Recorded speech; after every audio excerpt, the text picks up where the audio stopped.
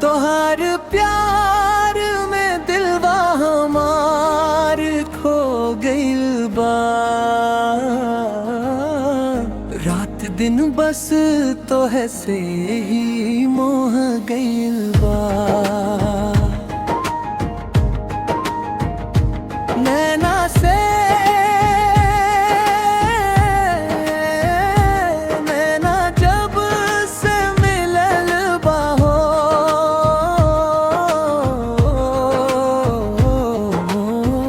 जियरा हमार पागल हो गइल बा।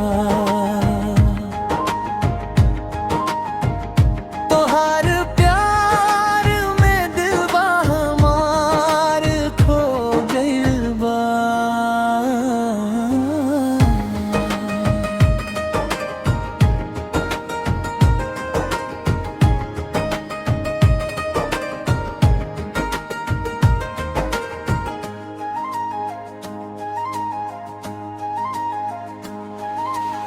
चांद जैसन चेहरा गुलाब जैसन हंसी, तोहरा बिना लागे दुनिया अधूरी सी।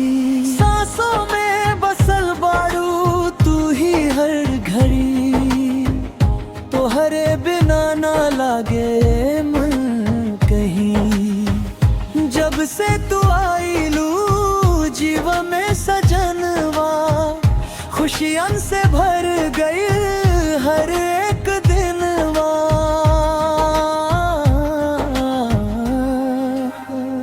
तोहार प्यार में दिलवा हमार खो गइल बा।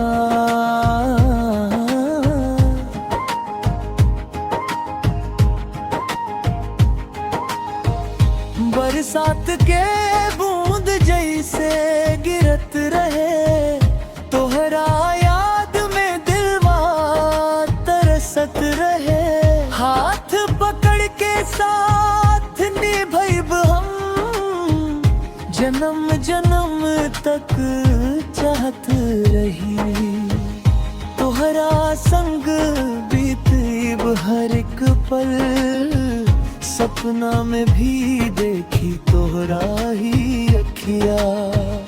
कसम बा हमके तोहार जान, कभी ना छोड़ब हम तोहार साथ। रहे तू जहाँ रही हम वही, बनके साया हरदम पास।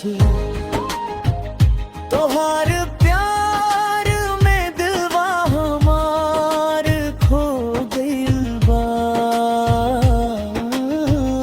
रात दिन बस तोह से ही मोह गइल बा।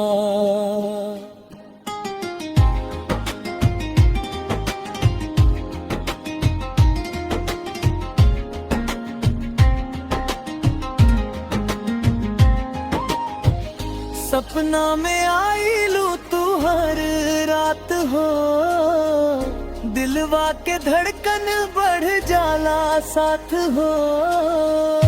तोहरे खातिर जिएब हम हरदम, तू ही बाड़ू हमार हर बात हो। रिश्ता ही हमार कभी न टूटे, प्यार के दूरिया हमेशा छूटे ना।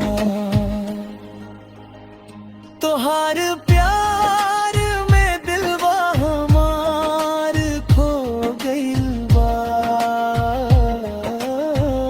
रात दिन बस तोह से ही मोह गइल बा।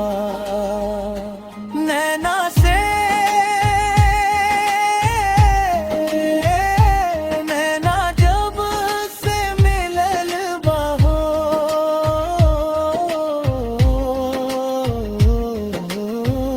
जियरा हमार पागल हो गइल बा।